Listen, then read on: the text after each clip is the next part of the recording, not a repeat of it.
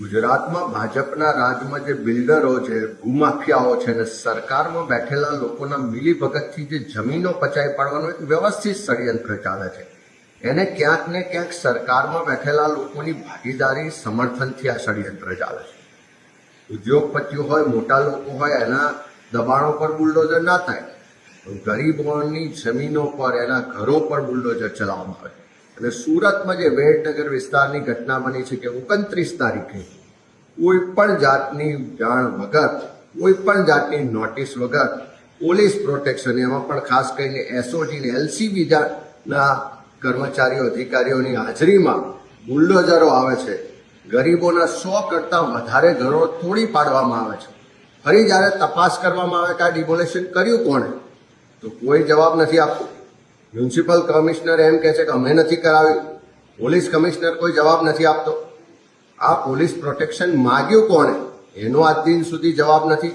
છેલ્લા 10 દિવસથી અમારા શહેર કોંગ્રેસ સમિતિના પ્રમુખ વિપુલ ઉડનાવાલા અને વિપક્ષના નેતા અરશદ જરીવાલાની આગેવાનીમાં અનેક આગેવાનો, કાર્યકરો અને વિસ્તારના રહીશો રોજ આંદોલન કરે છે, રોજ રજૂઆત કરે છે, રોજ પોલીસ ફરિયાદ નોંધવા માટે અરજીઓ આપે છે. પણ આજે 10 દિવસ થયા છતાં કોઈ પણ કાર્યવાહી નથી થઈ.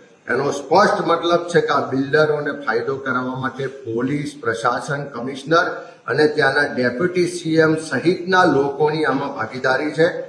અમે સરકારને કહેવા માંગીએ છીએ કે તાત્કાલિક આવતા 3 દિવસમાં જે લોકોએ ખોટું ડિમોલેશન કર્યું છે, ભૂતિયા ડિમોલેશન કર્યું છે, એની સામે પોલીસ ફરિયાદ કરો, લેન્ડ ગ્રેબિંગનો ગુનો દાખલ કરો. જે પોલીસ અધિકારીઓએ ખોટી રીતે પોલીસ પ્રોટેક્શન આપ્યું છે, જે કમિશનરના લોકો ઇન્વોલ્વ હોય, એ બધા જ પર એફઆઈઆર કરો. એમ કરવામાં નહીં આવે તો આવતા 3 દિવસ પછી પ્રદેશ કોંગ્રેસનું પ્રતિનિધિ મંડળ સુરત જશે.